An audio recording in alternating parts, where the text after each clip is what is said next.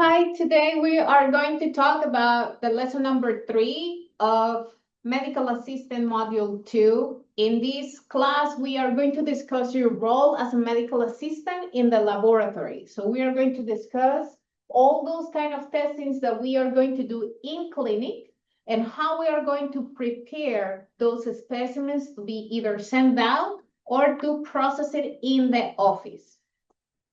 To start doing that, we have to make sure that you understand that the laboratory testing is an integral part of the evaluation of the patient. Now, laboratory testing is a critical part for the diagnosis or even for the treatment and the patient. The decision of treatment of the doctors are going to be related to the response or to the result of this laboratory testing. As a medical assistant, you have to know the equipment that you're going to use in the laboratory, the part of the safety that you have to ensure in the laboratory, and not safety only for yourself, but for the rest of the co-workers and the same patients. And to know any steps that you have to take to prevent any accident during the procedures or during the process of these specimens. CLIA, it's a federal program that is ensuring the regulatory procedures and to ensuring the quality of the laboratories. It doesn't matter if it's a referral laboratory or it's a laboratory in the doctor's office. CLIA is the one that is in charge to give those regulatory rules of how to work with the instruments that we use in there. So CLIA is going to verify the assurance of the quality control of the procedures to ensure a good quality on the results for the patients, and it's going to require a record keeping, okay? Why? To make sure that we are not overdoing or that you're not underdoing some kind of procedures. In the laboratory, the testing of the patients are going to be related to fluids coming out of the body, including blood, urine, vaginal fluids, sputum, or saliva. Those are the main ones that we are going to handle as a medical assistant in a regular day. This is to monitor and identify any disease or any other problem of the patients. For example, a patient that is known with hypertension and high cholesterol, every time that the patient comes to the office, probably the doctor is going to order the check of chemistry to know how the kidney is working, how the liver is working, any blood count to ensure that the blood count cells are correct. And of course, if the patient has high cholesterol, the evaluation of the lipid panel. Why? We are probably giving medication to the patient, and we have to ensure that we are not making a damage in other organs like the kidney and the liver.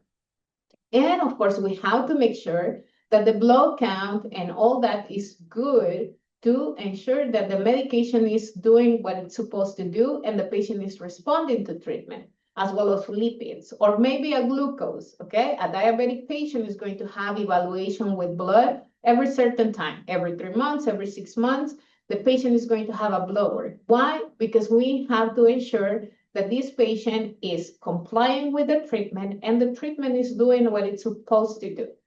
If these are abnormal, then the doctor is going to consider either change the dose of the medication or changing the dose. That's why it's so important to do quality control and do the best that we can with the procedures.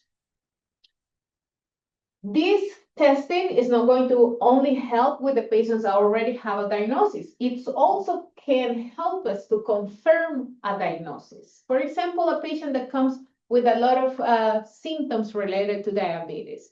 They're really thirsty, they pee a lot, they're losing weight or they're gaining weight, they're craving sweets. and they randomly test and the blood sugar was elevated, a simple evaluation of blood can confirm that this patient is diabetic. Okay, so that's to confirm initial diagnosis. And of course, to manage and monitor some dosage of medications.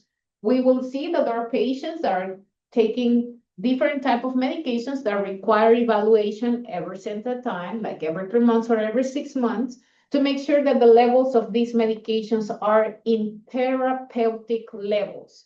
When you hear therapeutic levels, we mean that is treating, that this patient is having the levels in the correct treatment levels that they require. Some of these medications could be warfarin for anticoagulation or Keppra, the medications that are given to the patients for management of seizures.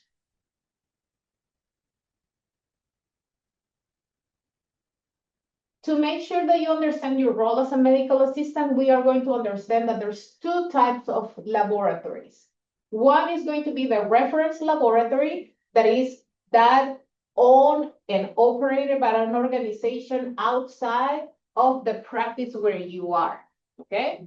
You work for Dr. Flores, and he has his own practice, and he has his little lab, but he doesn't have a technician to analyze the samples. So those samples that you obtain as a medical assistant and that you prepare as a medical assistant has to go to a reference laboratory to be analyzed. That is the reference laboratory.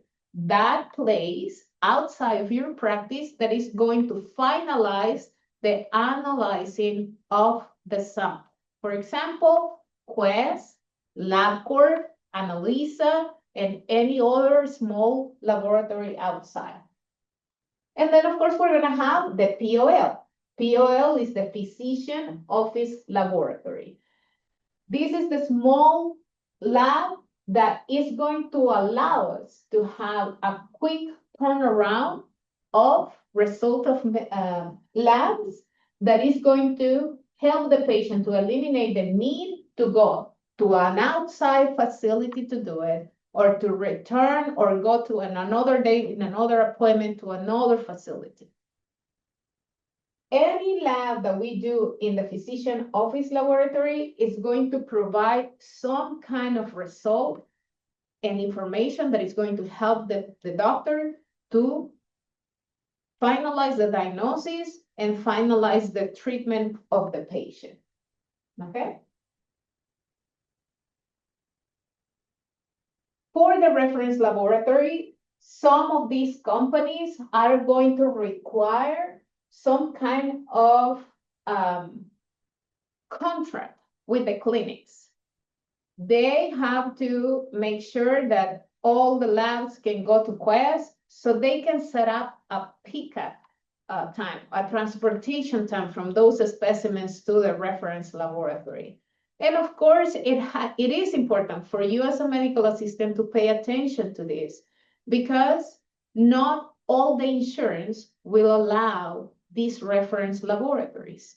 For example, patients that have Medicare, Medicare is in network with Quest and LabCorp. But some patients can have Blue Cross and Blue Shield, and it's a HMO plan. And don't worry if you're not understanding about the plans or insurance right now. We're going to get to a class where I'm going to explain a little bit more about this. But if you are not sure if the plan of this patient can go to Quest or LabCorp, we should not send the specimens to these laboratories. Why? Because these laboratories is going to use the information of the insurance to bill the insurance for the processing of these specimens. So if it's out of network with the insurance, the laboratory is going to bill the patient, and we are creating a non-necessary bill for the patient. So we have to be mindful of finding out when we draw blood if the patient can go to Quest, LabCorp, or any lab, reference lab that has a contract with the facility where you're working. The purpose of the POL then, the Physician Office Laboratory, is to accurate and timely processing routine tests. And the key here is that it's routine tests, okay? They are tests that they're not a stat, they doesn't need any urgency, they're not ASAP, so it's not putting in danger the life of the patient. It's routine. The patient can wait enough time to get the results back. It can wait 48 hours, it can wait 7 days, it can wait the time that the laboratory is going to take between the time that is transported to them, processing, and send back the results to the doctor's office. That's routine. It's a considerable time that is going to take to get the results back, okay? So with the POL, routine tests that we can do and that we are going to have immediate response is going to include the urine test, the glucose meter, any strep test, or sometimes a blood count, a CBC, something that it can have in the lab, a quick response for those routine labs that can wait enough time. But at some point, needs to go to a reference lab for confirmation or further testing. For example, a urine test. Patient came to the office, was complaining about pain at urination, and the doctor decided that he needs to know if there's an infection or not. And he ordered a urine analysis. The urine analysis is a POL, a test that we can do in the office. We're going to analyze the urine, and it's going to confirm that there's an infection. But this is what the test is telling you. It is an infection, but it's not telling us what kind of infection is or what is creating this infection. So the result that we get in the office, confirming that it's an infection, is going to allow the doctor to say, it is an infection, I'm going to start you on antibiotics. But the rest of the test is going to be sent to a reference laboratory to do a urine culture to know what specific is creating this infection. Is it a bacteria? What kind of bacteria is? And then it's going to confirm what sensitivity has to antibiotics. So the doctor will know further if the patient needs to change the antibiotic or he just needs to continue on that antibiotic, okay? The POL testing, we have to give the results to the doctor because we are going to have an immediate result right away in there. So we have to make sure that we report those results to the doctor or any of the providers that has ordered. Nurse practitioners, physician assistant, or even a RN, a nurse. What other testings we can do? Chemical analysis, urine analysis, microbiology tests, and hematology tests. So comparing the reference laboratory with the POL, we are going to say that the reference laboratory is that facility that is going to be run by another organization and is completely separate from our practice, but it's going to have more technology to make analysis beyond of what the simple result that we're going to get.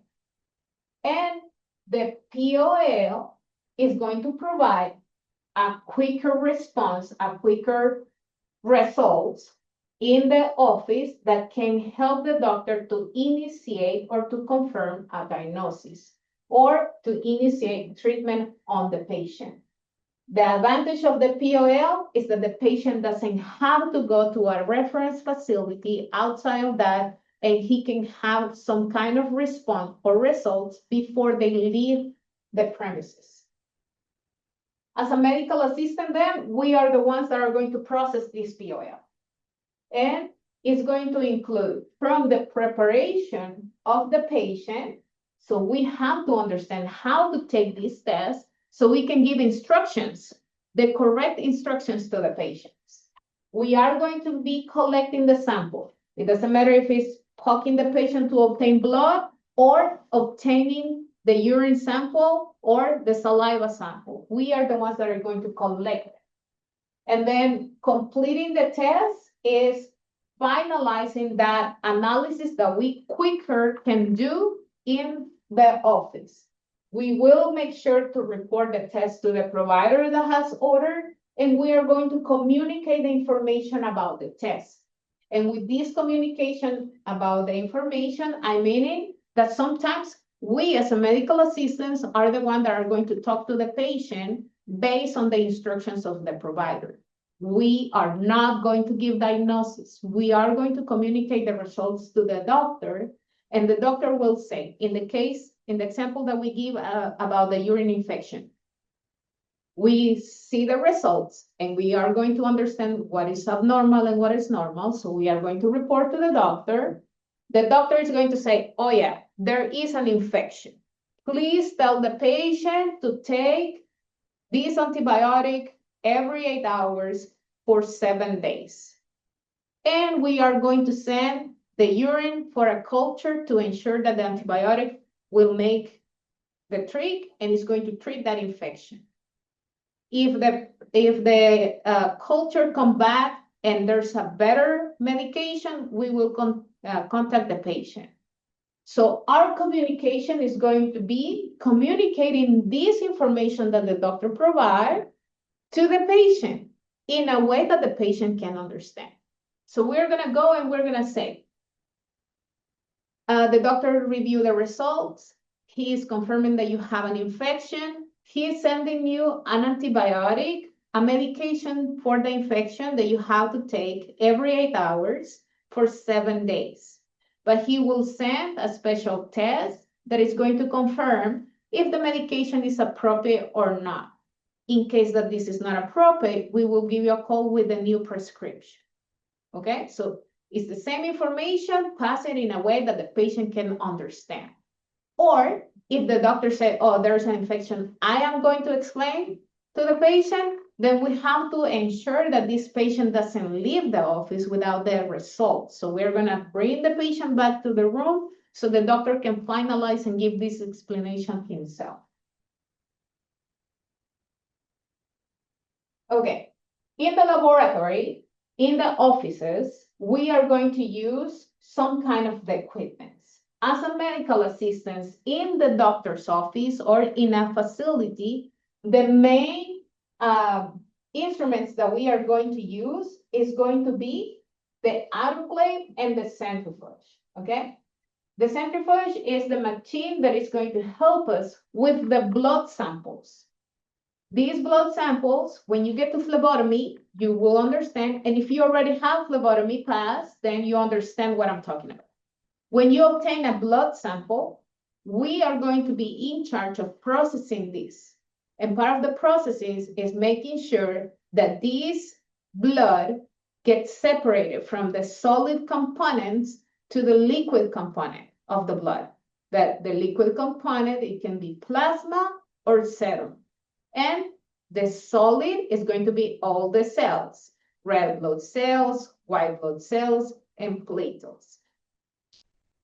The centrifuge is the machine that is going to help us to do this process, this separation process, okay? The autoclave is the sterilization machine. The objective of the autoclave is making a sterilization. And this, we're gonna use it because there's going to be some procedures and some kind of labs that might require the use of instruments that are reusable. But we have to make sure to clean it well and to have a sterilization process. So we are going to use this. Another equipment that you can use if you are going to work in a laboratory and a reference laboratory, you can have a microscope so you can make sure to make a slice and the doctors can come and see the cells, any electronic equipment to help the diagnosis and analysis of this testing, and any equipment used for measurements. And this is in case that you work in a laboratory that is going to have evaluations for tissue samples. So this is the autoclave. This is the purpose, a sterilized surface or instruments and equipment. Depends on the clinic that you have, you're going to have different types, but mainly now all the autoclaves has already a setup that you can put for how long the sterilization has to be. And for the sterilization, we are going to use a period of 30 minutes of high temperatures in and out of the bag where the instruments will be. So you have to wash the instruments. Make sure that there's nothing, that tissue or fluid, anything on it. And to ensure that, we are going to use a liquid that is enzymized, that is going to kill all the tissue and is going to be easier to remove from those instruments. Once that this is really well clean, we're gonna wash it and we're gonna dry the instruments. These instruments has to be really dry. We have to avoid any humidity inside of the bag that the instruments will be placed. When the instrument is dry, we are going to introduce it in an autoclave bag, and the inside of the autoclave bag, we are going to place an indicator. This indicator is to ensure that the temperature inside of the bag was correct to ensure the sterilization of that instrument. We're gonna close the bag, we're gonna seal it, and then we're going to put it outside. We're gonna put a tape that is also going to confirm if the temperature outside of the bag was correct, okay? We're gonna put it for the 30 minutes or for the setup time that the autoclave will have. And as soon as it finishes, we'll let the instruments to cool down because it's going to be really hot. Once that it's cooled down, that instrument inside of the bag is going to be kept in the bag until it's ready to be used again. Important thing is, in the bag, we have to put the date and the time and our initials or our signature to ensure when it has been done, who did it, and the time that was done. Why? These instruments are going to be used in a frame time of 3 to 6 months. If this instrument in the bag has more than 6 months in there without being using, that bag should be open, re-clean it, and put it in the autoclave again. Okay, that's why it's so important that you put that information in the bag. The centrifuge as well, there have different types, but the purpose is the same, is spinning and separate the specimen into two components, or in the components parts of the fluid that you have. We mainly use the centrifuge to separate the blood. Like I said, separate the solid component to the liquid component. And depends on the tube, the liquid component can be plasma or can be serum. And then the solid component always is going to include red blood cells, white blood cells, and platelets. The use of the microscope depends on the facility where you work. You can have it or not. Microscope is mainly used in those specialties like hematology. Why? Hematologists are the doctors that are specialized in the study of the blood. So there's a slides that needs to be prepared for the doctors to make the identification and evaluation of those cells. What cells? The blood cells. Red blood cells, white blood cells, platelets, and they will evaluate the form, the shape, and the color. So they need to see it in the microscope. So that's what mainly you're going to use it. All the microscopes are going to be using lenses that is going to magnify the imaging. It's going to use a light that is going to give a better imaging, like HD kind of stuff. And then, of course, it's going to have an objective and the projection of the imaging. This area right here is where you're going to put the specimen, that slide that you're going to create with the blood, and the doctor are going to come and see it. This right here, it's called a revolver, and it has the objective. This is like the zoom that the doctor is going to use. The light is coming from the bottom, so you can reflect in that slide that you create.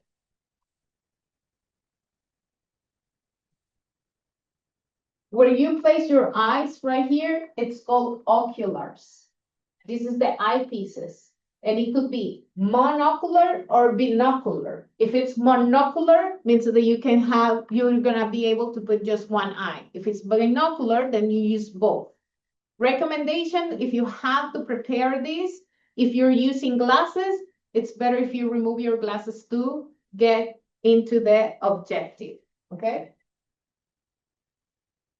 The magnified lens, it has a magnified images of 10 times, 10 lenses. The zoom is 10 times. And the objective contains another magnified lens that is going to have more zoom. And that is going to be moved to get a better picture. Once that they identify what they want to analyze, they're going to move it, okay?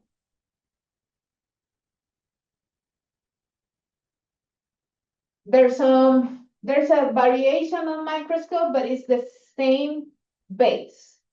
The oculars, the revolving with the objectives, which the zoom, the slide clips where you're going to put the slide, and the condenser that is going to allow to regulate how much light comes in, and of course, where the light comes. The focus control is going to allow the revolving go up and down, okay?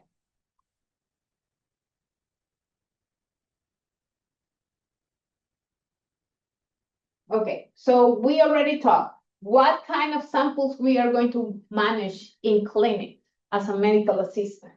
Urine, blood, and any other fluid coming from the body. For example, vaginal fluid, sputum, which is the phlegm, saliva, it's another. These are the main ones. We can manage stools too, in some cases. And all these are going to be helping that provider to establish the diagnosis and to finalize that treatment plan.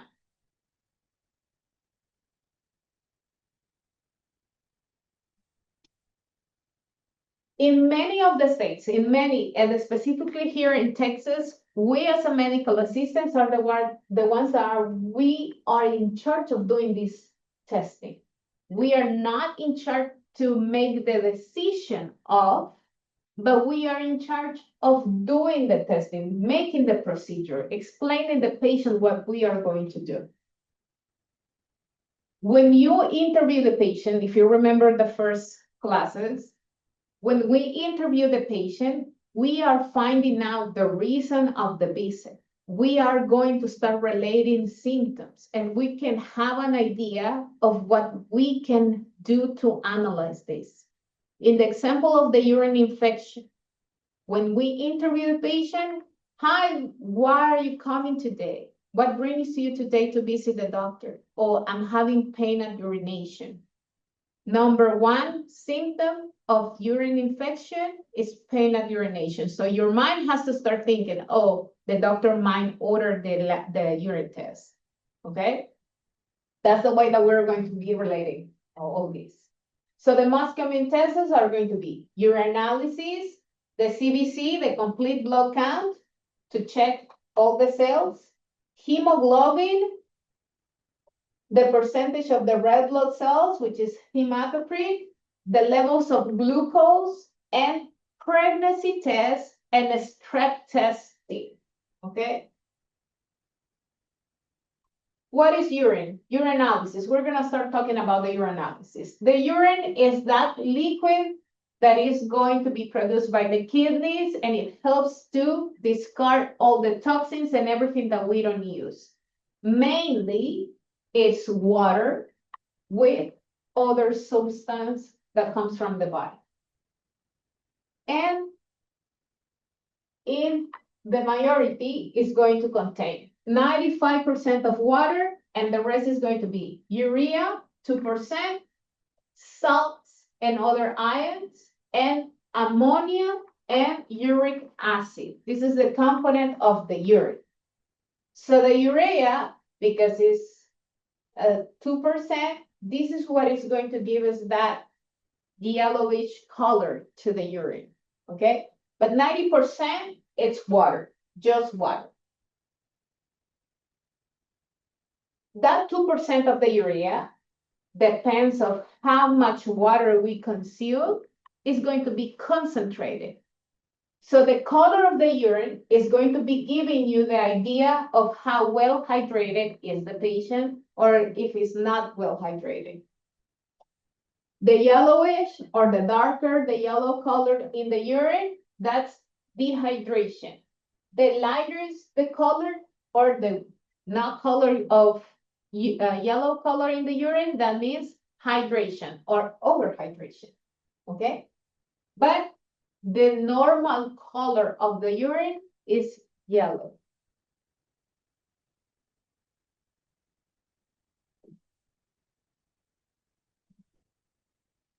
We are going to collect the urine.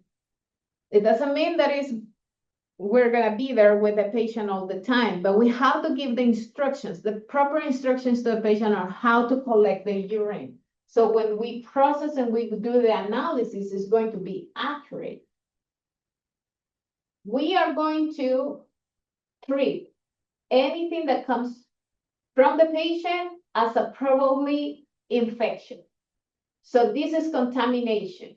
Everything comes out from the patient is contaminated. And if we're not going to use it, then we're going to discard this in a biohazard container. To analyze the urine, we are going to focus on 3 analyses. Number 1 is the physical analysis. We're going to check the color. Is it the normal yellow? Is the patient hydrated or is dehydrated? What is so yellow? We are going to look for a smell because of the urea, because of the ammonia, because of the uric acid. The urine has a strong odor. And the more concentration of these, because the patient doesn't have enough water, the stronger the smell. So if your urine doesn't smell, it's not indication that it's abnormal, but it should have some kind of odor. Why? Because normally we have uric acid, we have urea, and we have ammonia in the urine. So we have to check the color and the smell to check for the physical analysis of the urine. The chemical is going to be done with strips of urine analysis. You can have a machine that is going to help you do the reading automatically, or you can have just the strips. This is what you're going to put in the machine. Okay, we're gonna see how we're going to do that analysis, chemical analysis. And we're gonna talk about a microscopic analysis. This is generally done by a laboratory technician. They are the ones who do the microbiology or microscopic analysis. And in here, we also are talking about that urine culture, making sure what is growing in there that is provoking the patient to have an infection.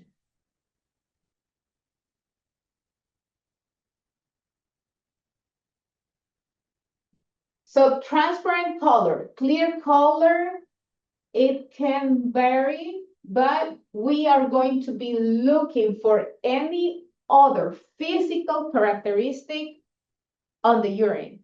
A urine can be transparent, but it can have some cloudy color, or it can have presence of like whitish strips on it, and that's not normal. So physically, we are looking for a color of the urine that goes or range in between the yellow, pale yellow, or any darker amber color.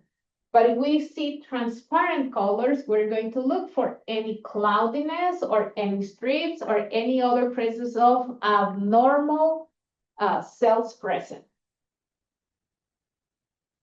With the chemical examination, then, we are going to have these strips that are reactive, and this is based on colors. This is a pH reactive for each of the colors in there. And depends on the brand, you're going to have different types of evaluation. This is the mainly that we have in all the clinics because it has a lot of components that are going to give more information to the doctor.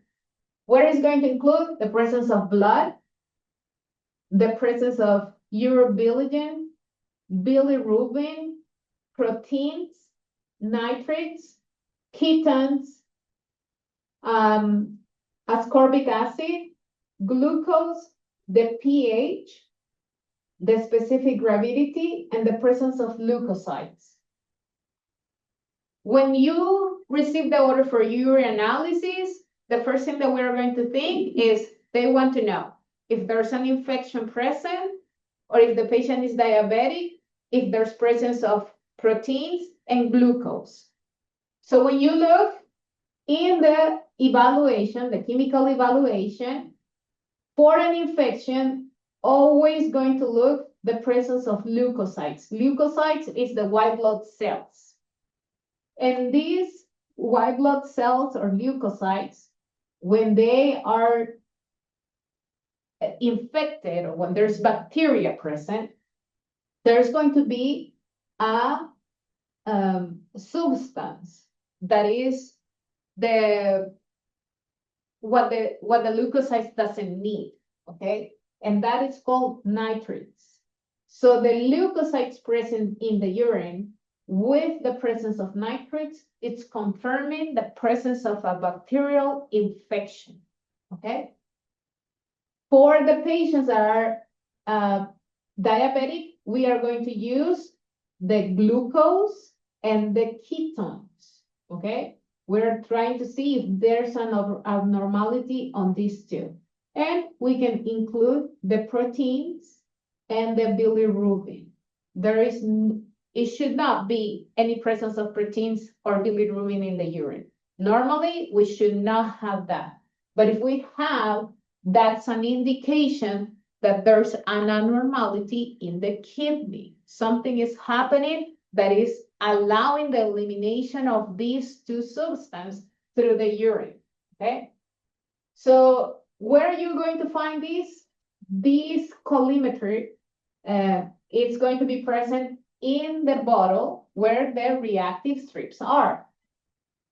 So you can get one of the strips out, you're going to immerse in the urine, pull it down, and you're going to lay it in an absorbent paper or a towel. You're going to leave it resting there for at least 1 minute, and then you're going to use the bottle or the colorimeters, and you're going to compare, okay? If you see where you get it, from where you get it, you're going to turn it around, and you're going to compare with the colors. The ones that are in the square is the normal. That's what you should do. But if the color, you're going to be comparing the color, and you're going to compare with the different positions that you have. That is going to give you, for example, you're seeing in your strip that your proteins is this kind of green. So in here, it's telling you that there is around 500, 100, or 30 milligrams of protein present in the urine.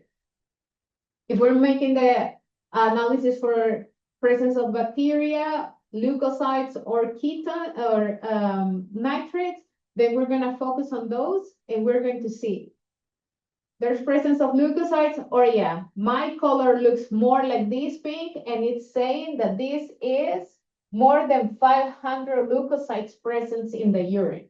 And I see nitrates, yes, the nitrates is looking this kind of pink. So that is confirming that this is a huge infection, okay?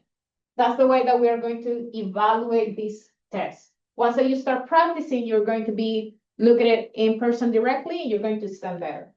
If you have the appropriate machine for these kind of strips, then these strips, after you dry it correctly, you're going to place it in the machine. The machine is going to get the strip in, make the analysis for you, and it's going to print out a paper with all the results based on that urine.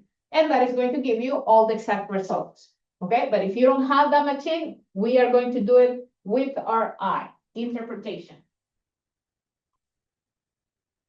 In the microscope evaluation of the urine, we are going to send this when the sedimentation is altered. Sedimentation is what is inside of the urine. And we are going to be looking for presence of bacteria, presence of crystals, any cylinders, any cells that are epithelial cells, erythrocytes, which is red blood cells, meaning blood, leukocytes, that is white blood cells, and it confirms the presence of bacteria, any yeast, or any other substance that is going to increase the sedimentation, meaning the concentration of that urine. When you see epithelial, this epithelial, it's a normal cell, okay, of the body. But when these epithelial cells are sedimented in the urine, it could come from an abnormal tissue inside of the bladder, for example. Or it's only telling you, because it's normal cells, it's only telling you that the patient did not do the correct cleaning before obtaining that sample. So that's why it's so important that you understand that epithelial cells can be normal cells. It's just that they are accumulated in a big quantity. So to avoid that confusion and to avoid that this is not, that is done properly, we have to orientate the patient before giving us the sample because we are collecting the sample. So we have to ensure that the result is going to be accurate. So we are going to use a container that is sealed and sterile inside, okay? We are going to tell the patient, if the patient is going to bring the test the next day to our office, we're going to say that the patient should do it early in the morning, and it has to clean the genital area really good with water and soap and dry it correctly, pat dry. The urine should be the first urine in the morning, and we are going to discard the first part of the flow and get the middle of the stream and remove it and finish the stream of the urine. So the first part of the stream, the flow, and the last part of the flow or the stream, we're not going to use it. We're using only the middle part.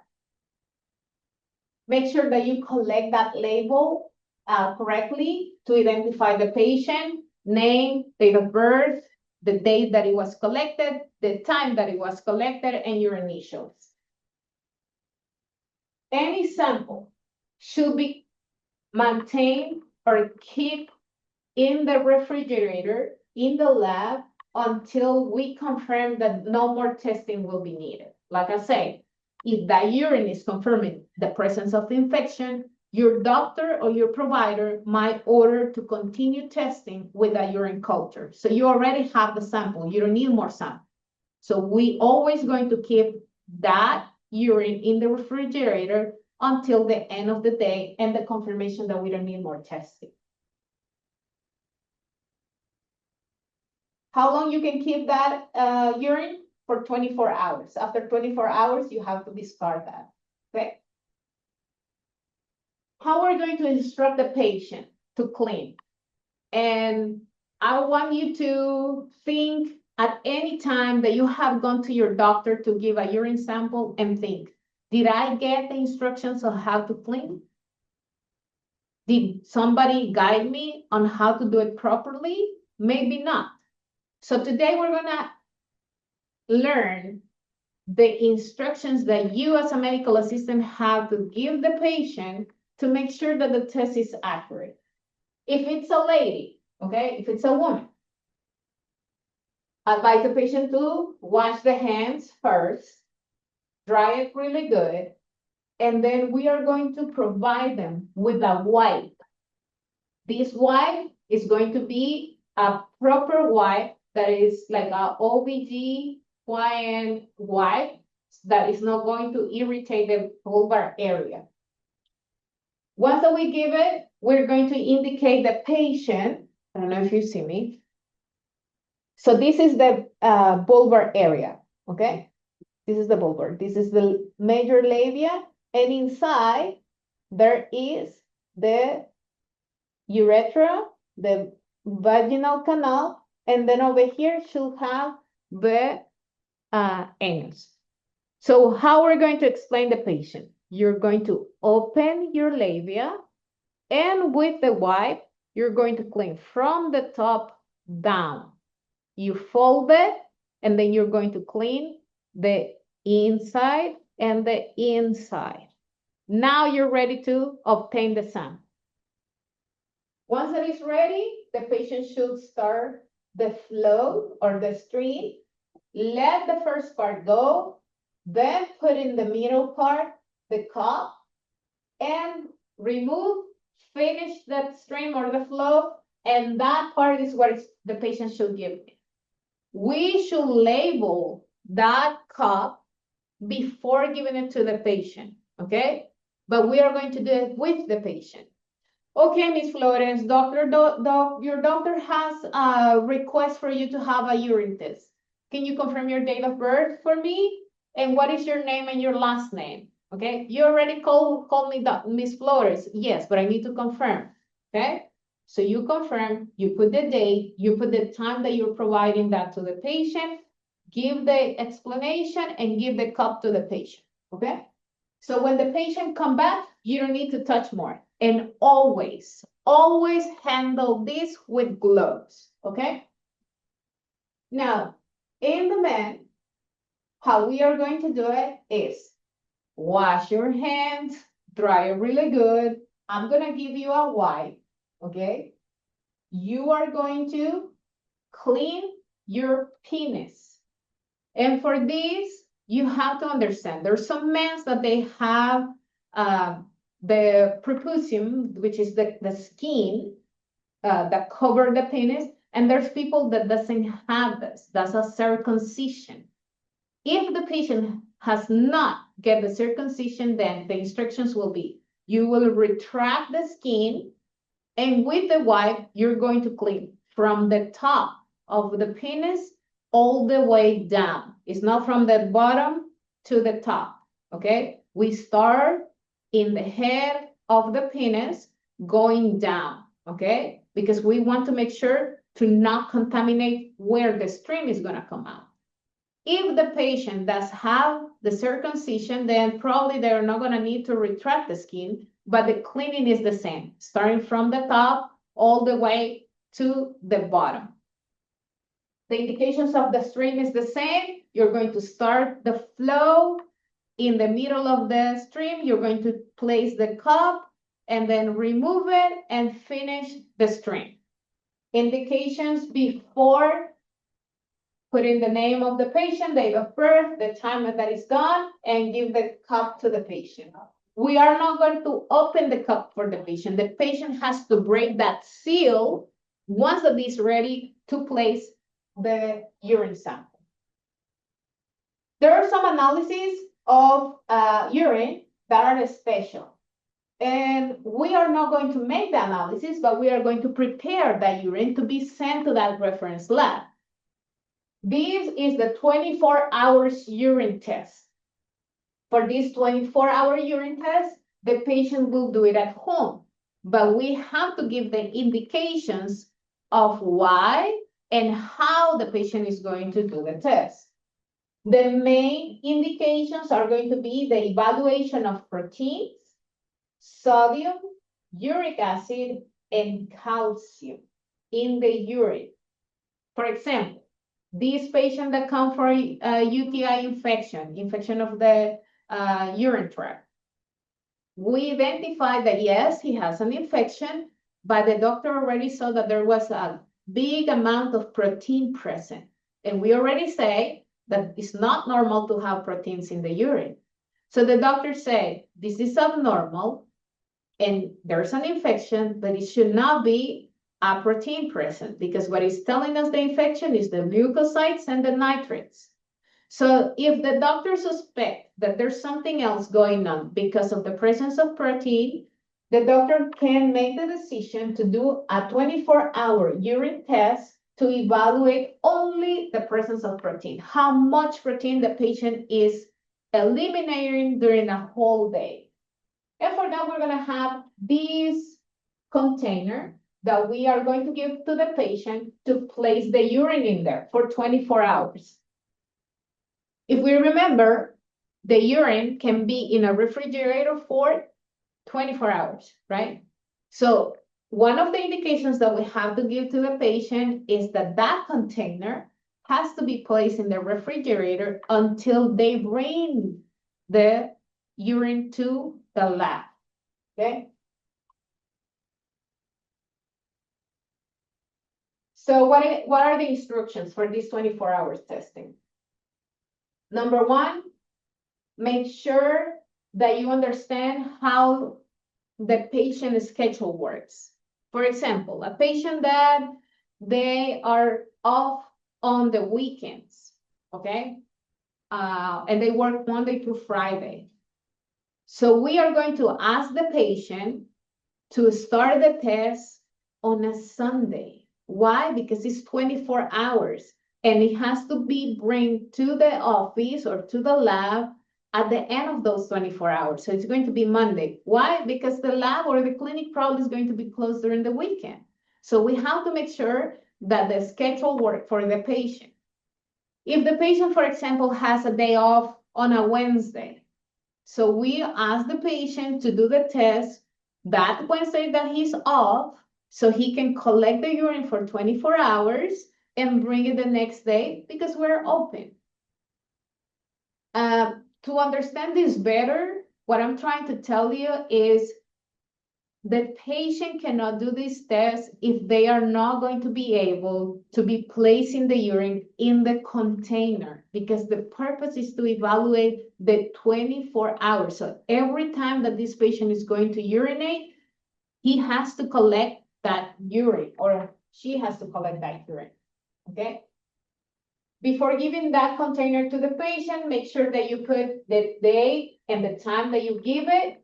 The name of the patient is on it, the date of birth is on it, and maybe the identification of the MRN, the medical record number for our facility in there.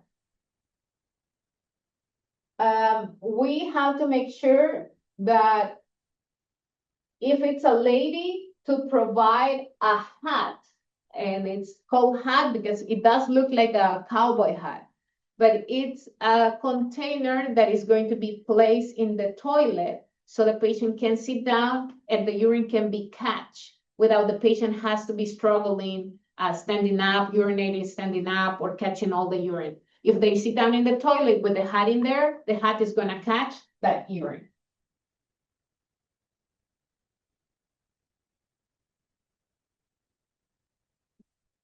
For the urine culture, once we have something to be sent to the, like for further testing, the culture means we are going to get a sample of that urine and we're going to place it in an agar, that's the name, an agar plate to create a form of growing any bacteria. Any bacteria that is creating an infection in the urine is going to start growing in this plate. From there, we're going to take a sample and we are going to place it in reactives for different antibiotics. And that is going to give us the sensitivity. For example, I create my, sorry, let me get this. I create my culture, okay? And the plate is going to look like that. So we get the urine sample from here, and we're gonna create this here. Then the next one is going to be like this. And then we're going to create another one like this. So the urine cultures is going to be evaluated 24 hours after that we place the sample in the plate, 48 hours after, and 72 hours after. So after we create our plate and we create our culture, 24 hours after, we're gonna go and review. Is there something growing in there? No, nothing grow. Okay. At 48 hours, we come back. Is there anything that grow in there? No, nothing grows. 72 hours, come back, nothing grow. So that means that there was no bacteria, a real bacteria infection in their occasion that the patient have an infection. It probably just irritation or anything like that. But what is gonna happen if 24 hours we start seeing that something grow? We start seeing something in there. Oh, 24 hours, there was a growth. Growth of what? We're gonna take a sample of this. We're gonna remove this. We're gonna take it to another system where we are going to evaluate and put the name. What grows in there? The main bacteria that grows, it's called E. coli. Okay? This is a bacteria. And this is the principal reason that women and elderly people have urinary tract infections. So once we recognize that it grows E. coli, this same sample, we're gonna put it in a sensitive kit. And it's going to have different families of antibiotics. So we're gonna place a sample in here, a sample in here, a sample in here, and it has these different antibiotics. So did the bacteria die in this antibiotic? No, it did not die. Did the bacteria die with this antibiotic? Yes. It died with this antibiotic? Yes. It died with this antibiotic? Yes. It died with this antibiotic? No. It died with this antibiotic? Yes. So the information that we get from this sensitive test is going to be that this bacteria, E. coli, is going to be sensitive to those antibiotics where the bacteria die as soon as we put it in there, and is resistant to the antibiotics where the bacteria didn't do anything, keeps living. So when we report this, when we see the report of the sensitivity, it can say something. It's resistant to, and it's going to say, let's amoxicillin. And it's resistant to penicillin. And then it's going to say it's sensitive to, and it's going to say something like macrobid, ciprofloxacin, levofloxacin. Any kind of antibiotic testing in this is going to give us a result saying resistant or sensitive. And that is how the doctors are going to know what is the correct treatment for that infection, okay? That's what we do with the urine culture.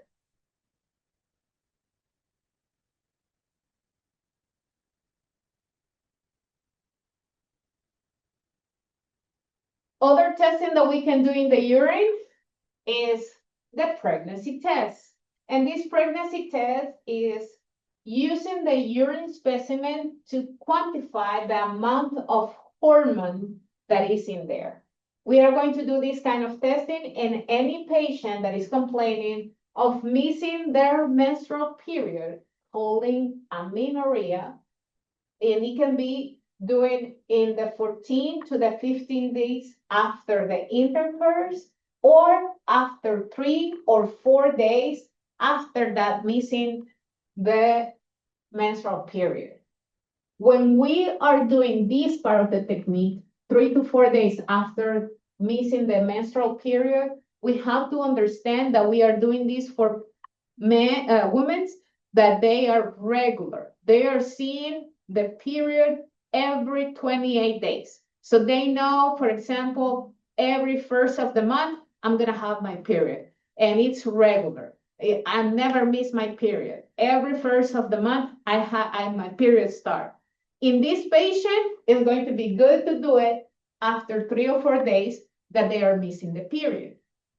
But for those patients that they say, when is your period? Is it regular? No, sometimes it's the first of the month, sometimes it's 2 weeks after, sometimes it's like 1 week after. So I really don't have a range, a specific day that I have to expect. It's either 1 week or 2 weeks after. So on those patients that have a regular period, then we're going to use the technique of performing the test when it's suspicious of pregnancy and it has been 14 to 15 days after the intercourse. So what we are making the analysis in here is the presence of the HCG, the hormone HCG. All the testings has the same way of analysis. The way that they look is what it changed. But all the testings is going to give you a control line, which is the C, and then a T line, which is the actual testing.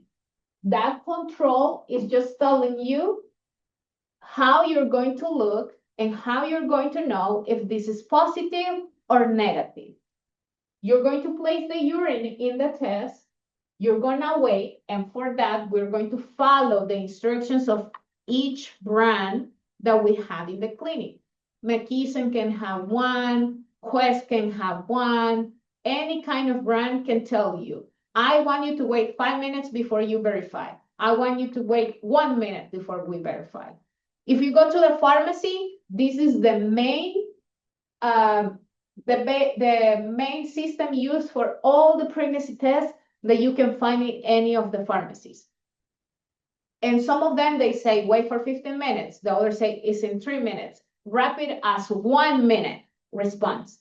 What happened is the sensitivity and the quality that it was created. But the basic is the same.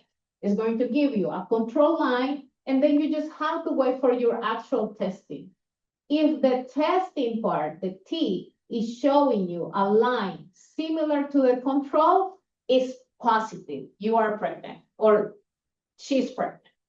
If after the time that is advised, you don't see in the T a line that is similar to the control line, then it's negative. There's no pregnancy, okay?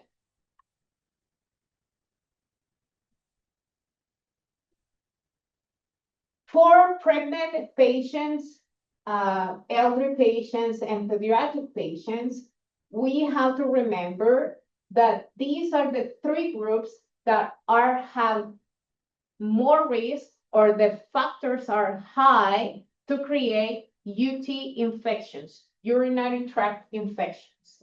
Pregnant ladies can be increased because during the pregnancy, the space of the uterus is going to compress the bladder. So the bladder, the patients are going to go to the restroom more often, but it's not going to be able to evacuate all the urine because of the compression. So there's going to be urine sitting in there. So it's going to create accumulation of bacteria and can create the infection. In the elderly patients, the muscles of the bladders are weak with the age. That's normal for men and women. And this can lead to the incomplete empty, kind of what's happening into the pregnant ladies. But in here, the muscle of the bladder cannot squeeze enough to empty the bladder. So there's urine sitting in there, and that can create that possibility for UTIs. Pediatric patients, this can be created for the presence or accumulation of that urine in the diaper, okay? Those babies or those kids that they pee and they're walking with a diaper full of pee, that can create an infection in the outside, in the vulvar area for the girls, or in the penis for the boys. And that is going to start getting inside of the urethra and then going in the bladder and give infections, okay? Another important part is that in women's, our anatomy increase the risk for infections. So we are going to think that this is the genital of the ladies. This is the labia, okay? In here, we have the clitoris, and under the clitoris, we have the urethra. Right here is the vaginal canal, and right here, we have the anus. So the proximity of these three are too short, and that can create the infections for the most common bacteria that we already say, that is the E. coli, okay? So when we educate the patient, we have to make sure that they understand that when they clean before giving us a sample, they have to start from the top to the bottom.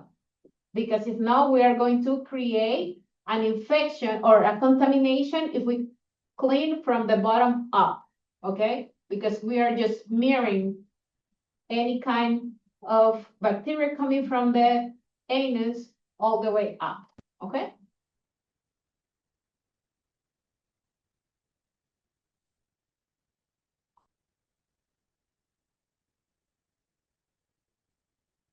So characteristics and importance of the collection of the urine.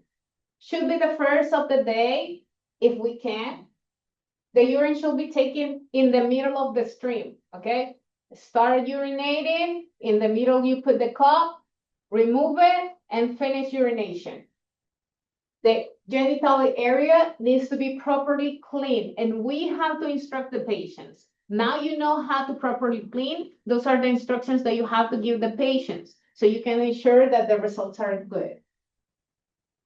We need at least 20 ml to have enough urine to be sampled, and if it's needed, to be sent for more testing.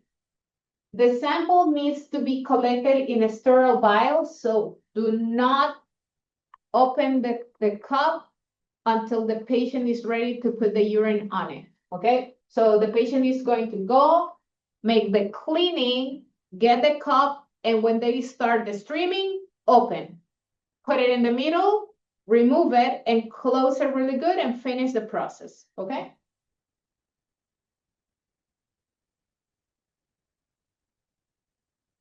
We are gonna work in busy clinics.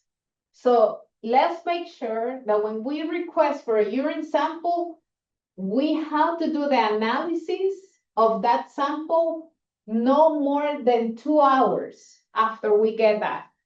So let's make sure, just to ensure the quality control, is we are going to start the process and finish the process. But if for any chance you cannot finish the process right away, you have 2 hours to do it. After 2 hours, that urine sitting in there is going to start getting abnormal, and that's going to give a wrong results.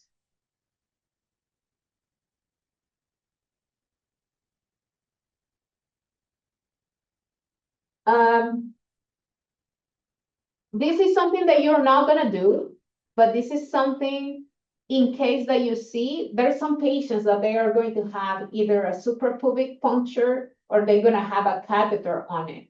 You can get the urine sample from the catheter, and the procedure should be the same. Instead of cleaning the genital area, they should clean where the urine come out from the catheter.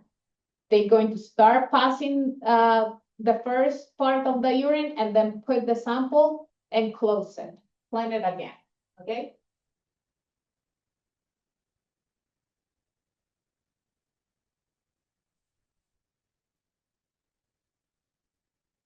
Coproculture means the evaluation of the stools, okay? And this is designed to find any microorganism in the fecal material to evaluate any gastrointestinal disease. For example, a patient that has diarrhea, What is causing the diarrhea? It's a viral infection? Is this a bacterial infection? Is this some kind of fungus? Or is this parasites? Okay, these parasites can be evaluated with the evaluation of a stool sample.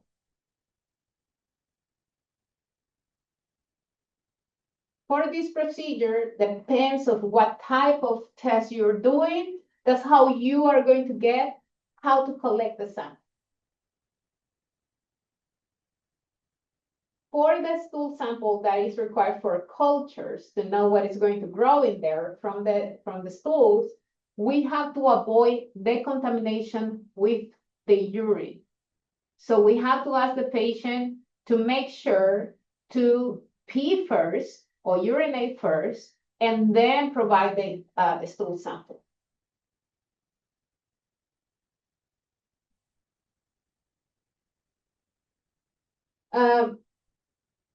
Some of the testings, they already provide kits with the indication. For example, Cologuard. Cologuard is a test that is designed to identify presence of blood in the stools and any cells that can provide information for the presence of colon cancer. When your doctor orders the Cologuard, you will receive a box in the inside with a hat where you're going to obtain the sample. And then you're going to, in the same kit, it's going to have a tube with a little spoon where you're going to get a sample. And from what you get, the stool that you get a little part with that spoon, you put it in the tube, you're going to shake it, and you're going to put it in the kit. The stool that it was in the hat, that also is going to be covered, and everything is going to be sent back to the laboratory. This is a mail kit, okay? This is something that you are going to mail.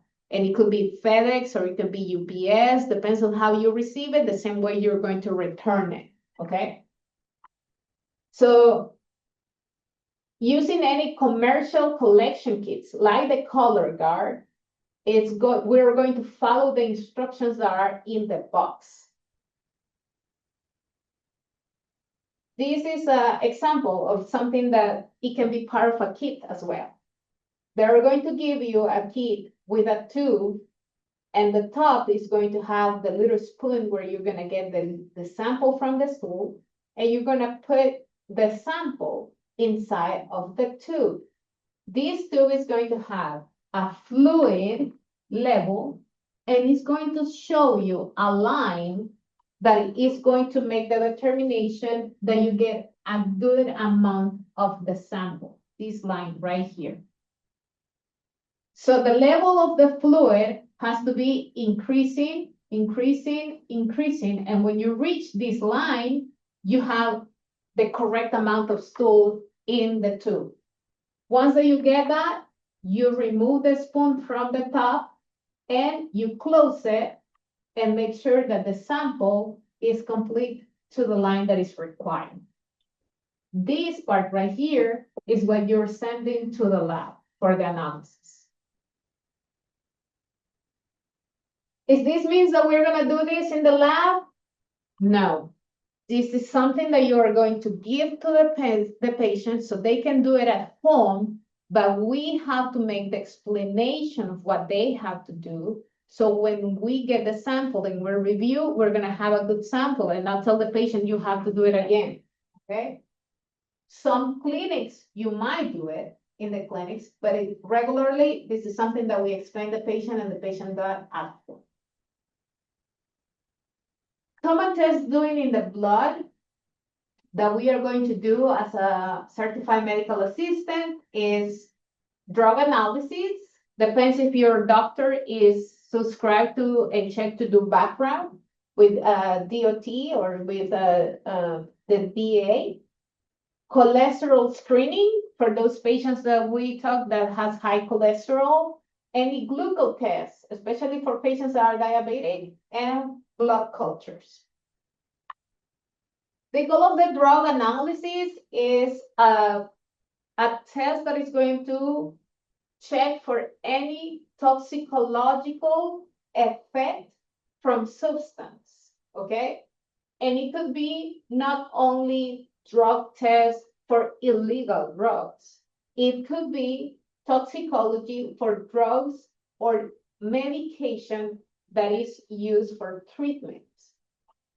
This drug test is not going to be only in blood. It could be saliva, it could be urine, or can be even hair samples, okay? When we do this drug test, depends on the facility that we work, it will need for a person to be present while the specimen is obtained. If it's urine, probably the patient is going to have to leave the door open so you can watch that the urine is coming from them. Because what we see in the movies or in the series where they buy urine to pass the drug test is true. It happened. So we have to watch the patient, making sure that the fluid that we're going to do the analysis is coming from that patient, especially if this is for analysis of illegal drugs. How or what is this called? This is called chain of custody. And this chain of custody is required for drug testings required by DOT, the transportation department. Those truck drivers or bus drivers, they have to go for a drug screening every certain time to ensure that they are not driving under the effects of illegal drugs or drugs, toxics that can create side effects like drowsiness or sleepiness while they're driving, and they put in risk other people.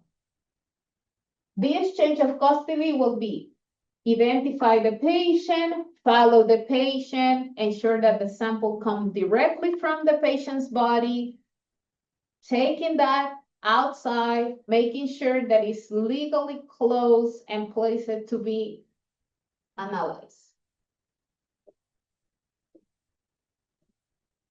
There's forms that we have to fill out. There's things that we have to watch because everything that is done under change of custody, it has a legal purpose. So we have to make sure that we have all this information ready for the medical review officer. This is an example of something that you can see in the labs, but mainly now it's done electronically. It has to have, if it's coming from employer, we have to have the employer name and all the information, social security, and we have to have what kind of collection we're getting, any fluid, urine, sputum, anything that we collect right here. In here is going to be our signature, not just the signature, but our name, our credentials. So if you're working in a place, you are going to be, after you finish here and you pass your AMCA testing, you're going to be a certified medical assistant. So your credentials are going to be CMA, okay? So you're going to put your name. Example, Andrea Buitron, NRCMA, National Registered Certified Medical Assistant. You're gonna put the date that you create this and the time, okay?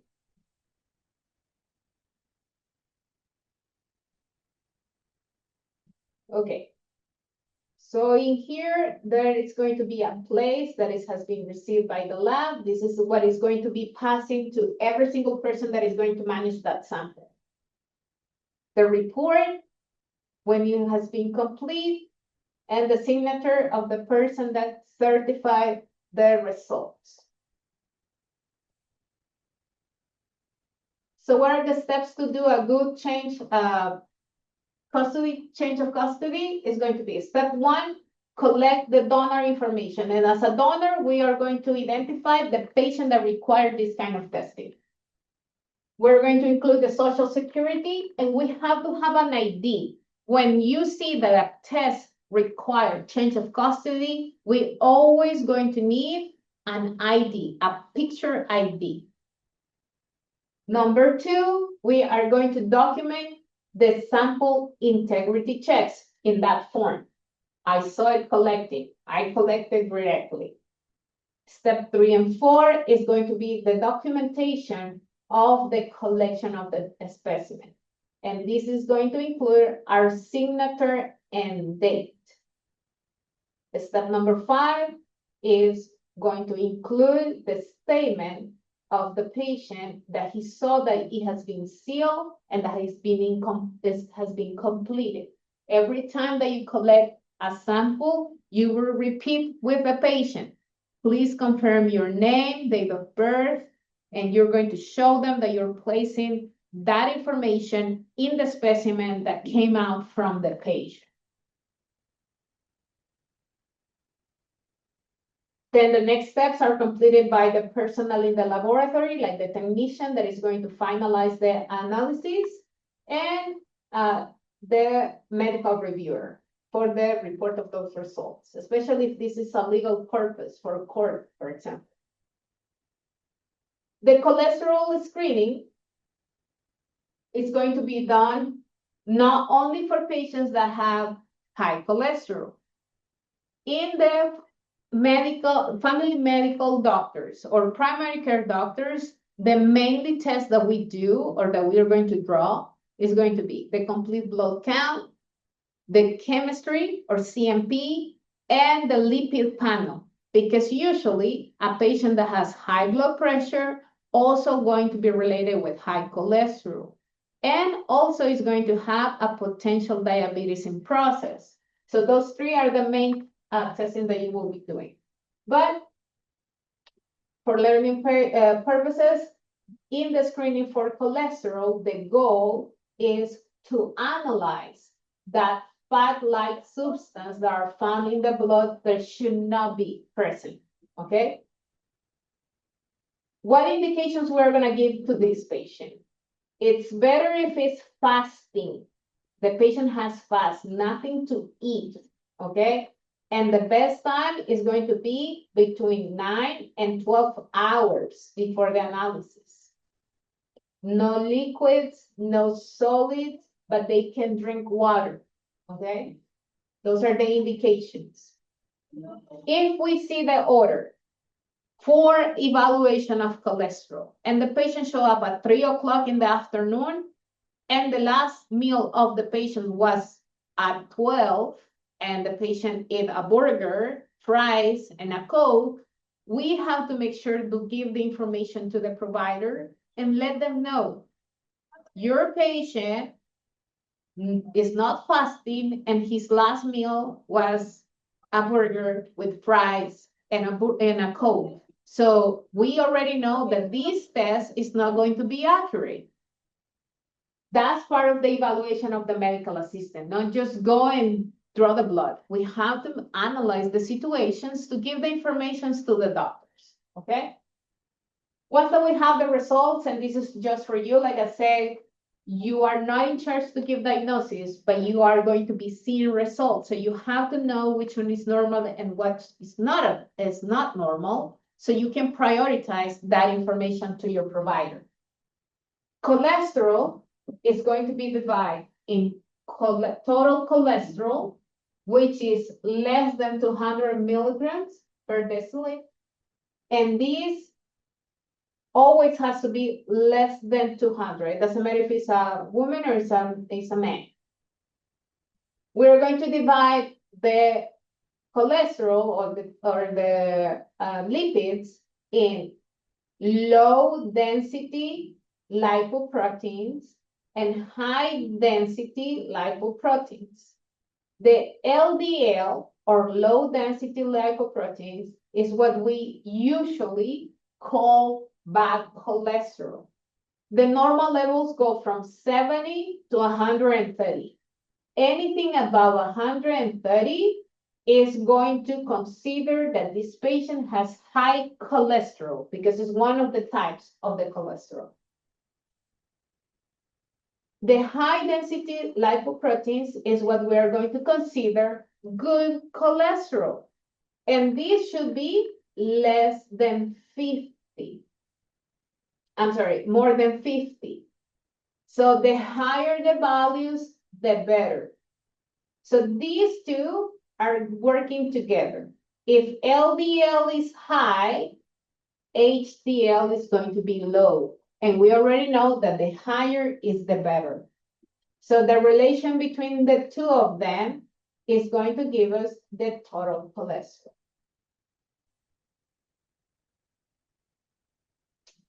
How we are going to manage this? Because patients are going to talk to us as a medical assistant and they're going to say, my cholesterol was so high, what can I do? LDL or low density lipoproteins is related with increased amount of fat in the food, okay? And HDL is related to the normal levels of fat that our body should have. So anything that comes from outside is going to increase our LDL. And if the LDL is increased, the HDL is going to be decreased. And we need the HDL to be higher. So the correct indication is reduce all the fast food and reduce all the fat food, okay? Because the people is gonna tell you, or patients are gonna tell you, but I don't eat pizza, I don't eat burgers or fries, but what is your diet? Oh, I cook my own meal. I like chicharrones and I cook with a lot of cheese and a lot of dairy. Those foods are rich in fat. So we are increasing the LDL, even if we cook and we think that we're eating healthy, okay? Carbohydrate, pasta, rice, all that is going to increase the fat tissue. With the evaluation of the glucose, the main purpose is to evaluate the amount of sugar that is in our blood and to make the determination if a patient can be a potential diabetic or if the patient is already diabetic, how well managed is the diabetes on these patients.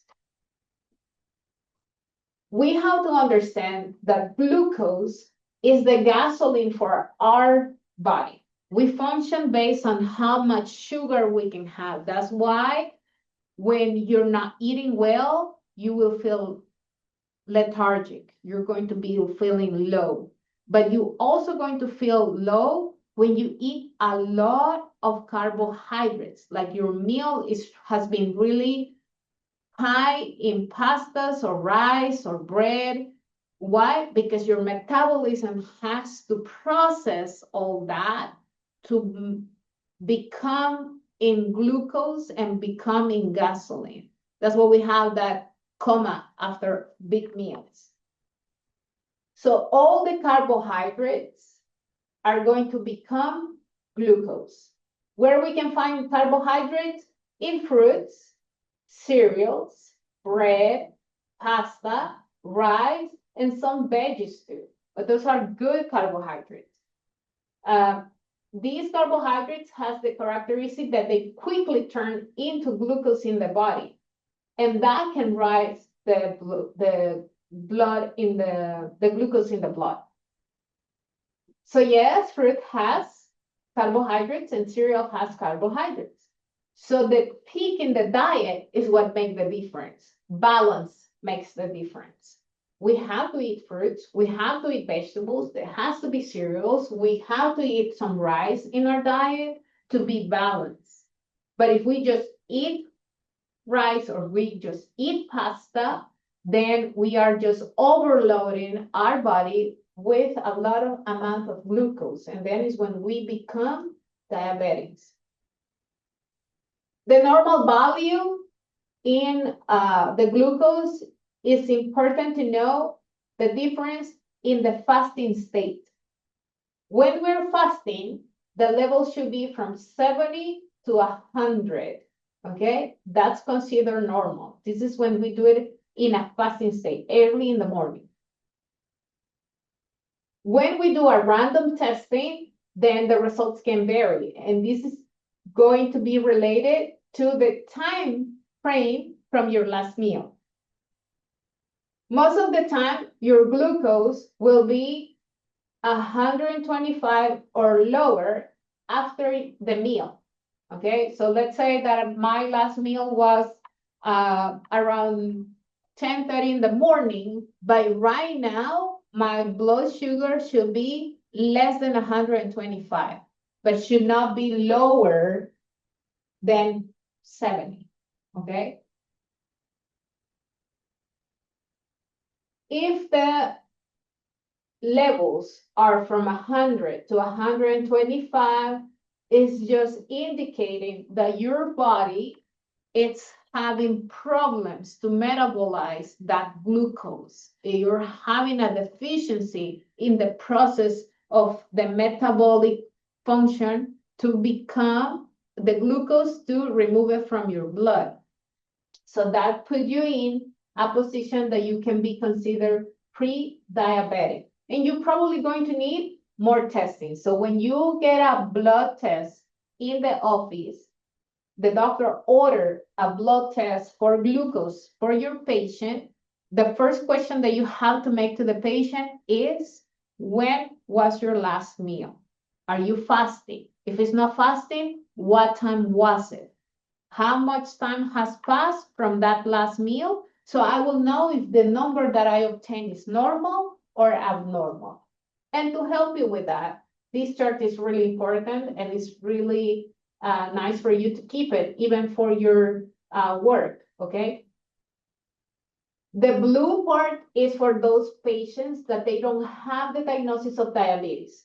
The orange part is for those patients that they already have the diagnosis of diabetes and they are receiving any kind of treatment, insulin or pills, but they are under treatment for diabetes. So when we test a patient in a fasting state, have not eaten anything for a long period of time, normal persons, the level should be from 70 to 99 or 100. But in diabetic patients, these numbers can be normal between 80 to 130. So we're not going to get scared. You're fasting, your levels are 115. Yeah, but I'm a diabetic. So we know that if that number, 115, is present and the patient is diabetic, his fasting test is normal. When we do a random testing, we're going to call them 2 hours after meal. We should test the patient 2 hours after that meal. And for normal people, for normal patients, the level should be less than 140 in that period of time. And we saw that some random testing, it can be 125. The more time that passed after the meal, the less the number that we're going to see. Coming back to this normal range of fasting, because the time has been passing. For diabetic people, then the normal 2 hours after meals is going to be less than 180, okay? And this can be decreasing based on how much time passed after that meal. It should be reducing, but we know that it's never going to get into the normal range. And then we're going to have a special testing. This is called hemoglobin A1C. Hemoglobin A1C. And this is done to evaluate patients for a period of 3 months. This test has the capacity to analyze how much blood sugar is, how much sugar is present in the blood for a period of 3 months. For persons without diabetes, the number should be less than 5.7%. For patients with diabetes, the normal will be less than 7%. Why is so important the hemoglobin A1C? Hemoglobin A1C is the most common test to check the compliance of the patient taking medications or the effectiveness of the medication in the patient. That's how the doctors know when to regulate the insulin, when decrease the dose of the medication, or when to change the medication. If we have a patient that is diabetic and is using insulin and the hemoglobin A1C is 10, that means either the patient is not taking the medication or using the insulin correctly, or the insulin is not good. We have to modify the dose or change the type of insulin. That's why it's so important.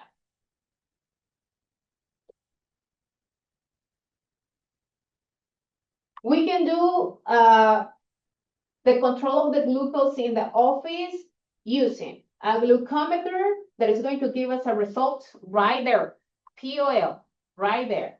Or we can send the test outside to a reference lab.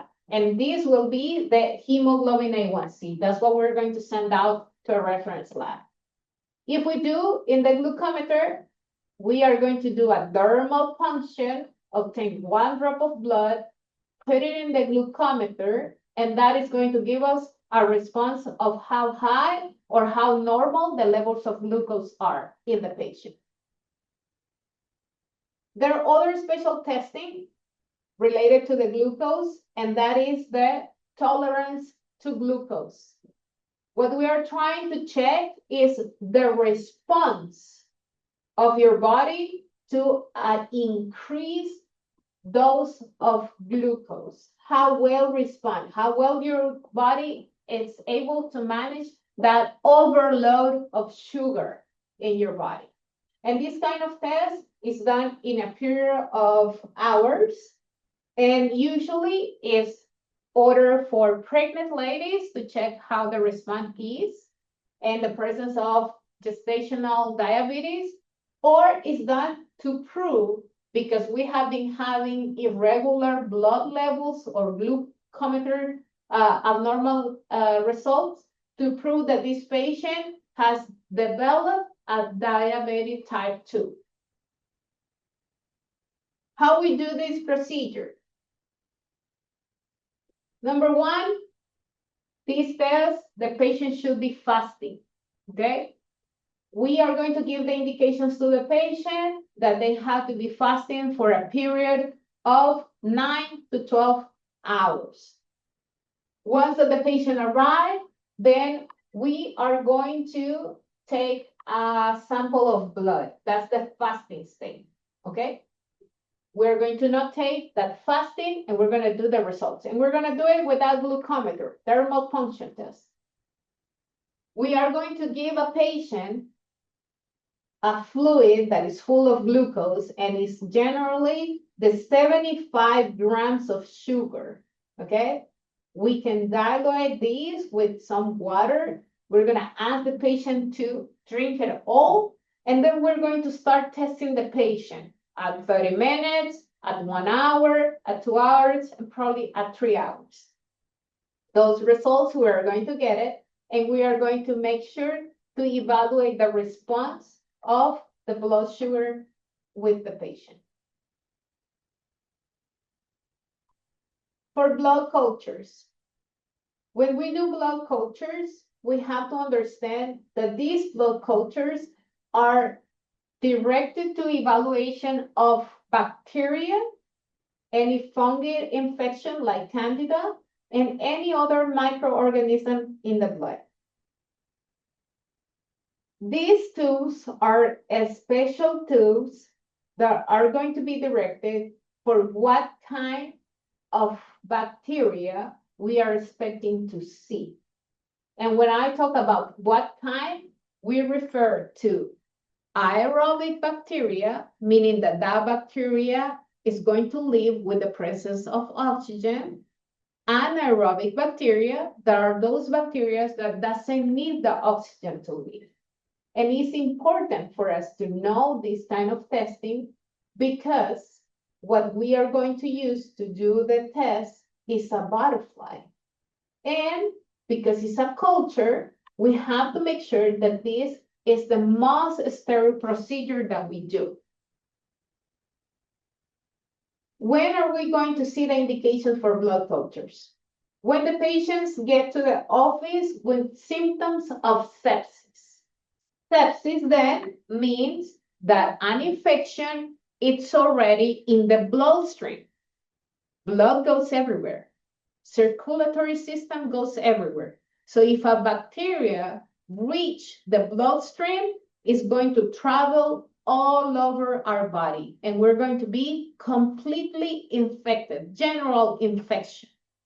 So this meaning of sepsis is a generalization or infection of the bloodstream. The symptoms that the patient might present: fevers, chills, fatigue, tachypnea, tachycardia. Patients can be in shock, and if we do a blood count, their leukocytes is going to be increased. The white blood cells are going to be increased. So patients are going to be chilled. They're going to have a general discomfort like muscle pain or joint pain. They're going to feel achy. Patients can be pallid or pale, or they can have a gray color. Patients can feel a lot of fatigue or feel really lethargic, and they can be short of breath, having difficulty breathing.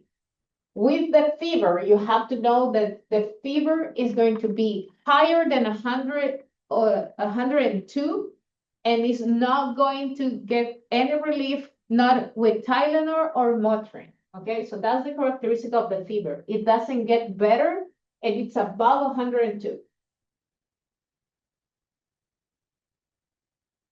To do the culture, then we have to make sure to inform of any antibiotic present. We have to make sure that when we ask the patient if they are using any medication, if the patient is using an antibiotic, we have to inform the doctor. And you can think, but the doctor has to know. Maybe not. Sometimes patients doesn't give the same information to the medical assistant that they give to the doctor. So if we are aware that the patient is taking antibiotic and they need a blood culture, we have to make the doctor aware, because they already are taking an antibiotic. And if we're looking for bacteria, that antibiotic might be killing that bacteria. So is this test needed? Is this going to be a good result? That's something that we have to make sure with our doctor, okay? What are we gonna use? Make sure that you have both kind of tubes, the one that is going to be used for the aerobic and the one that is going to use for the anaerobic bacteria. We have to make sure that we have alcohol wipes or iodine to clean the patient. We're gonna need our butterfly needle. We're going to need our tourniquet, and of course, any gauze and a bandage for the patient. In the bottles, you're going to see one it say aerobic and the other say anaerobic. When we do a testing for blood culture, butterfly needles are the election. The butterfly needles are going to have a tube attached, okay? That little tube has air on it. Because that air is present, when you put the needle, the blood is going to start pushing that air, okay? So the first tube that we are going to use is the one directed for the aerobic. Why? Because the air is going to fall in the tube. And if the bacteria that is occasioned that sepsis is aerobic, it's going to leave because we put air on it. Remember, aerobic is for bacteria that need oxygen to live. After we collect the sample, then we're going to put the second tube, which is going to be the anaerobic. Are we going to have air on it? No. Why? Because the tube is already filled with blood. So as soon as we put the tube, what is going to fall first is going to be blood. So it's going to be perfect. Why? Because the purpose of that tube is to grow any bacteria that is anaerobic, meaning that doesn't need oxygen. if the bacteria occasion the infection is anaerobic, it's going to live on that tube. That's why we use those tubes. What we have to make sure? We have to make sure that for adults, we are going to need 20 ml. And you're going to think 20 ml of blood? Yes, but these tubes has an additive that it's already pre-filled. So the actual amount of blood probably is going to be 10 ml. So it's going to be half the additive and half the blood. What we have to make sure that when we have an adult, the line is getting into 20 ml. If we have a children, it's going to be 3 ml. If we have infant, it's going to be 2 to 3 ml. And when it's a newborn, it's going to be 1 to 2 ml, okay? So we are going to turn around the tube and we're going to see the lines, and it's going to tell us the lines where we have to fill all the blood. To ensure that we do a procedure in a sterile, we're going to maintain that asepsis and antisepsis. For you to understand the difference between the asepsis and antisepsis, the difference, both of procedures are related, okay? These procedures is to ensure the cleanness and the sterilization of the procedure.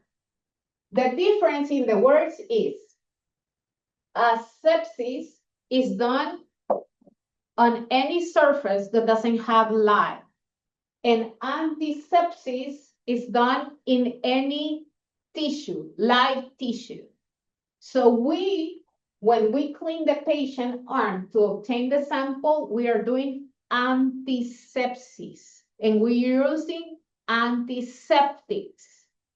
But we have to ensure that there's no contamination. So the chair, the tray where we have the instruments has to have an asepsis, and we use disinfectants, okay?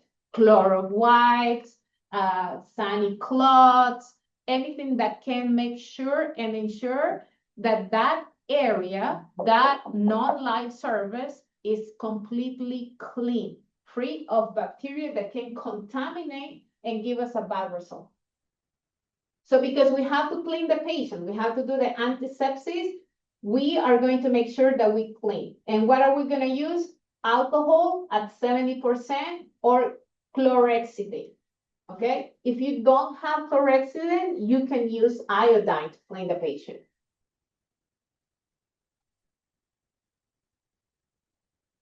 All the tests that we call as part of the POL, Physician Office Laboratory, any testing that we do in the laboratory, in the office, that can we result right away is going to be called point of care testing. And this is to provide a reference or results right away that can complete or that can provide information for diagnosis and treatment. Can we use the point of care testing in other sites outside of the facility of a clinic? Yes, it's done at the emergency department because we have the results right away. It can be used in radiology departments. Yes, that kind of testing will be checking for hematocrit or checking for creatinine in the case of any use of iodine or contrast for testing. For example, CT scans. MRIs, we have to make sure that the kidney function of the patient is good because we're going to put an iodine or we're going to put a contrast material that can affect the patient. Where else we can use it? It can be used in any other site that needs to be completed and that reference lab is not available right away. Which ones are point of care testing? The glucose testing using the glucometer is a point of care testing. The urine analysis using the strips for analysis is part of the point of care because we have a result right away. We can do a strep test which is evaluating the pharyngeal area and the tonsils area of the patient to know if there's presence of bacteria, the streptococcus. Pregnancy test, any fecal occult blood, it's testing. It's also a point of care. Any rapid test for lipid and cholesterol, it's also a point of care because we should have a result right away.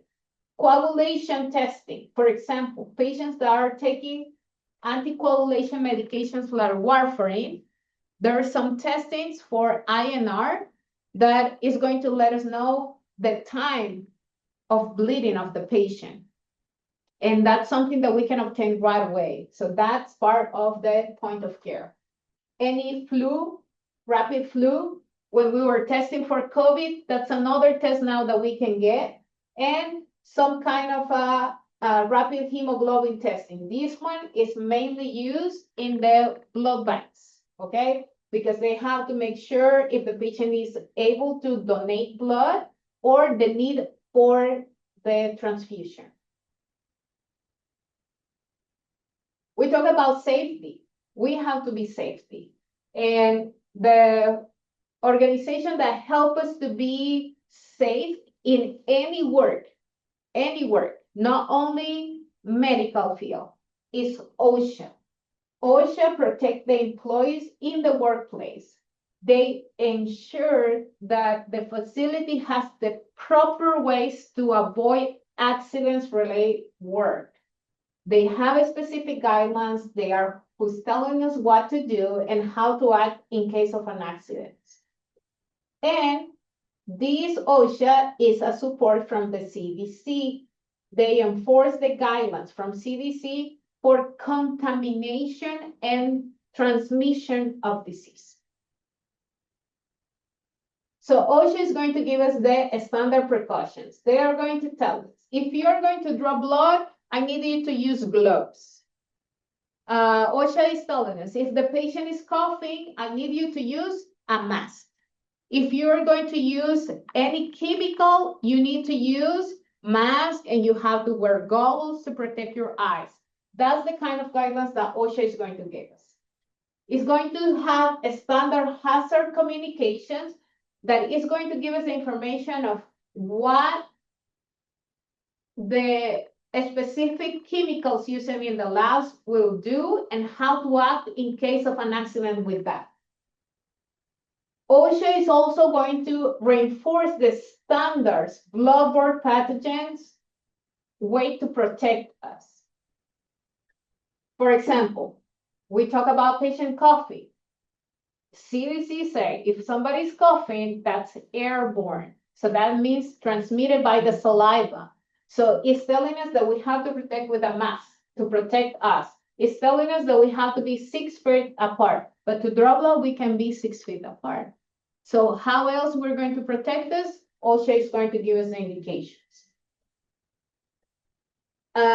It's going to let us know about the hazardous waste operation.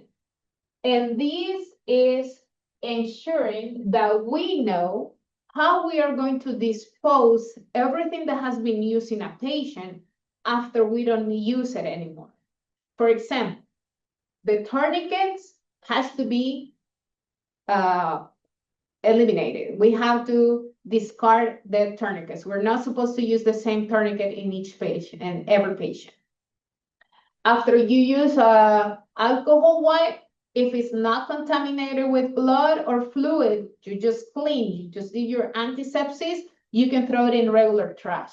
But if that alcohol wipe was contaminated with blood, it has to go in a biohazard. Why? Because it has blood, okay? So OSHA is the one that makes sure that we understand the waste operations. And it's also, of course, in the lab, going to ensure the Needle Stick Safety and Prevention Act. When we are going to pinch the patient, get the blood, we have to prepare the Vangutaine system. So we know that there's a double needle or a butterfly needle to be used. we have to know how to protect ourselves from poking us before or after the patient. And it's going to give us the information on how to act if that happens.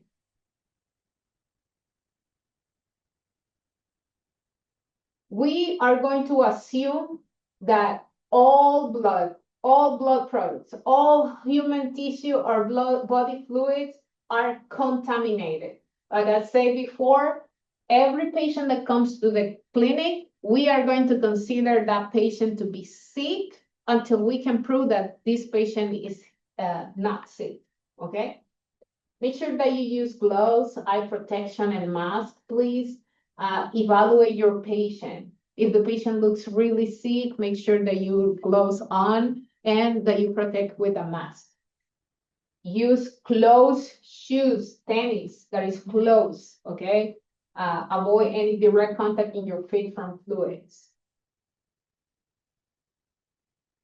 We have to make sure that we dispose the materials properly. So we have to learn about the biohazard labels. This symbol right here means biohazard. Bio from life, hazard, danger. So everything that has this symbol in here means that there is fluid or anything that has been in touch with a patient that can be contaminated. Depends on the hazard, the labels are going to be placed in every single lab. In every single clinic, you will see this. If you see a white hazard label, that means personal protection, PPE. If you see any yellow, means infection waste. If you see any red, means that that is flammable. And if you see any blue, that means that it's airborne or contamination for health.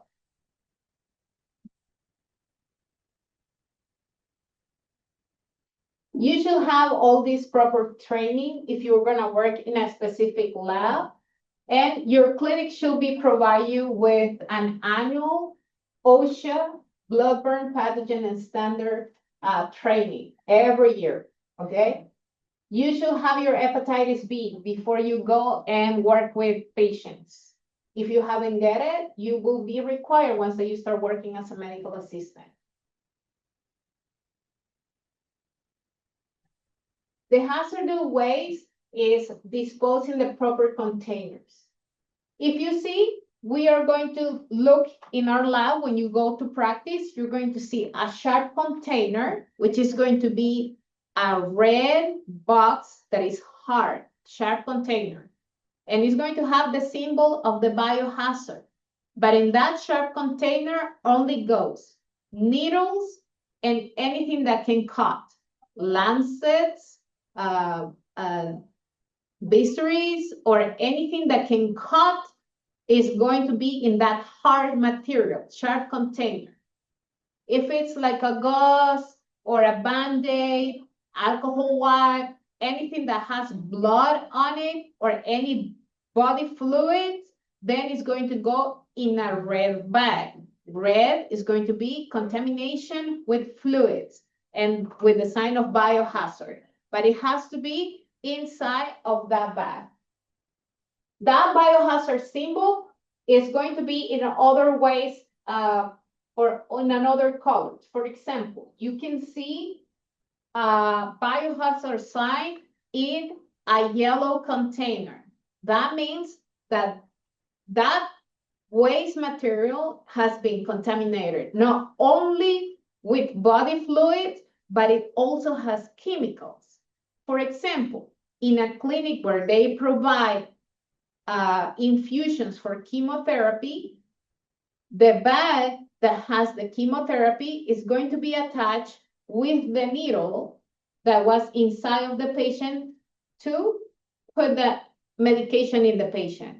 When they remove it, the whole system has to be thrown in the biohazard container, but has to be the color yellow.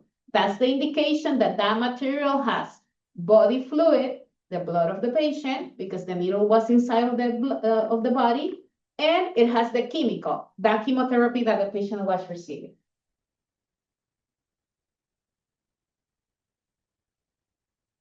To prevent accidents, make sure that you are protected. To ensure safety for patients, we have to ensure our safety as a medical assistant. So please use your common sense and protect yourself using PPE, personal protective equipment. What is personal protective equipment? Gloves, goggles, mask, a hat, the shoes, and a gown, if it's possible. Something that you can protect yourself from any contamination. Be aware of the fire and electrical safety because you will be using some materials that are going to use electricity or they can conduct electricity, and thus can be a misfire and occasion a fire there. Make sure that you understand a fire drill and how to use extinguishers to reduce these electrical hazards.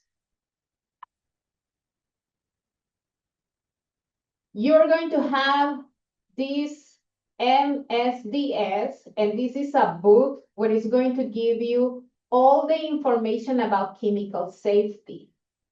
So MSDS is the book that contains the chemical safety indication. What are we going to do in case of a spill? What are we going to do in case that we get any chemical in our body? How we're going to act? How we have to clean it? That's what it's telling us. A standard precaution is where it's going to let us know about how we can biological be safety, how we can do the disinfection, and how we're going to dispose all the waste. With accidents, if we drop something that is chemical, we have to make a report and we have to ensure the safety, cleaning up correctly, that is going to be telling by the MSDS how we have to clean it, how we properly have to clean up. And of course, we're going to do and apply any first ID in case that we have a cut or we have a contamination, like this chemical comes directly to our body.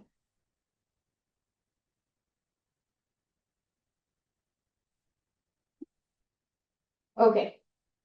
To reduce of the accidents, we have to do the housekeeping. Please make sure that in the lab, it's only things for lab.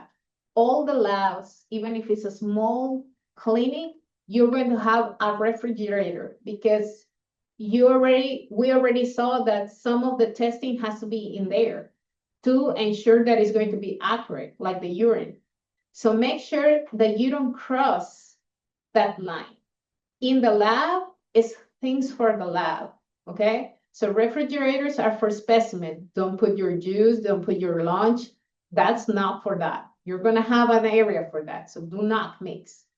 To avoid any electrical hazards, you should not connect your charger. You should not connect a radio. You should not do or overload the electrical capacity in the lab to reduce all that. And you're always gonna have to have any material that is going to help you to clean up if there's a change of any spill of chemicals used for laboratory procedures. CLIA is all the rules that are going to make sure that the laboratory is that has the proper materials and the proper instruments to provide and ensure that the testing will be done correctly and ensure the testing results accurate. So CLIA is going to give the regulations of how the laboratory has to work, and is going to test the categories. It's going to give a certificate of waiver, and it's going to say if we are going to be able to do a moderate complexity labs or a high complexity labs. Okay, so what is the purpose of a quality assurance program of the laboratory? Is to ensure and monitor the quality of the patient care ensure the safety for ourselves as a medical assistants and workers in the lab, and to assess the quality of the test. Okay, so if you're ready, I hope that you enjoyed the practice for this class. Please make sure that if you have any questions to reach out to us so we can make sure that you're clear and ready for the practice. Thank you.